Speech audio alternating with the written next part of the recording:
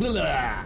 Hey, what's up guys, Ryan here. Welcome back to another tutorial, and today we're following up on the Beams Toolkit and some issues that people are having with it. We had some great questions on the stream last weekend about issues working with multiple beams, adding more beams and stuff like that. And while I do plan on updating now that you guys have presented those issues to me, let's dive into a example project file of the Beams Toolkit and kind of work out some of the issues that you might be having. So yeah, let's jump right in. All right, cool. So here we are in After Effects, and all I did was drag in the Beams Toolkit, the After Effects project that you might have. And let's just kind of go through some of the examples that we learned in the live stream last weekend. So I'm just going to start a new project file. We'll just make this, 1920 by 1080 for now.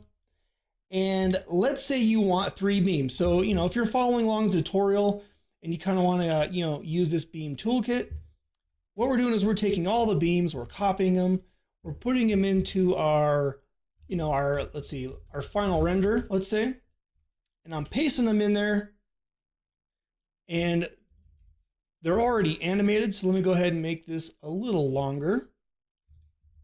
Something like 50 seconds.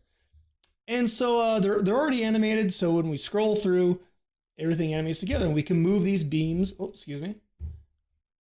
We can move these beams to wherever we want. So here's the issue. Once you have these beams in, you're like, oh, awesome, I want to use more beams. So the instinctual thing to do is grab these, copy and paste. But the problem is now when we grab these beams, we actually lost links. So we only still have one set of beams. So let me show you the issue that's happening with that and the workaround until I kind of get an update to this toolkit and give it out to you guys. So if you're having this issue and you want multiple beams, let's go ahead and dive into our solids folder right here. And what all these expressions are doing right now is they're linking to our solid layers in here. So null 1 is linked to null 1, null 2 to null 2, and so forth. So if we want more beams, and this is the temporary fix that I recommend that hopefully helps you out, is go ahead and grab the beam toolkit that you want to use. Let's use the 3 beams for now just because it has more nulls in it, and we can use that as an example. And I'm just going to copy and paste this. So this is our 3 beams number 2. Number 2? There's a joke there somewhere. Anyways, okay, stop it. So what I'm going to do is I'm going to drag that into our toolkit folder. And here we have beams number 2. Now the issue is we still have nulls 1, 2, 3, and 4. Same as the names in our solids folder. So what I'm going to do is I'm going to grab all 4 of these. I'm going to copy and paste them.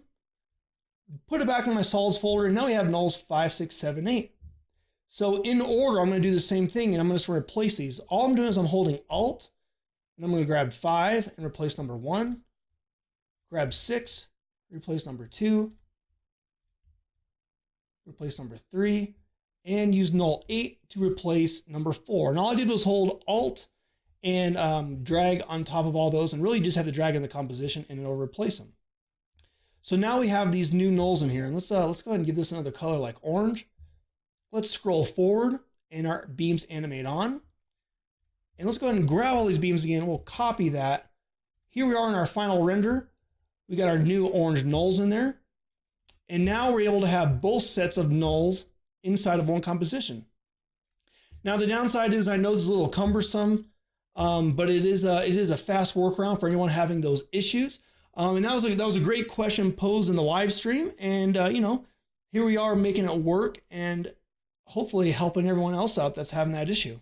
So another quick one today, but hopefully that answers a lot of your guys' questions. And off the top of my head, I forgot who asked that questions in the live stream last weekend, but thanks for posting that question and coming by the stream and helping people out that are having that issue. So there we go. There's a workaround. I'll definitely get to updating that toolkit so we can figure out a way to not have this issue. And yeah, that's it for today, guys. I'll see you next week in the next tutorial. Live stream this Sunday as well around 11 a.m. Mountain Time if you want to come and hang out. So yeah, I will see you guys next tutorial live stream. So have a great one.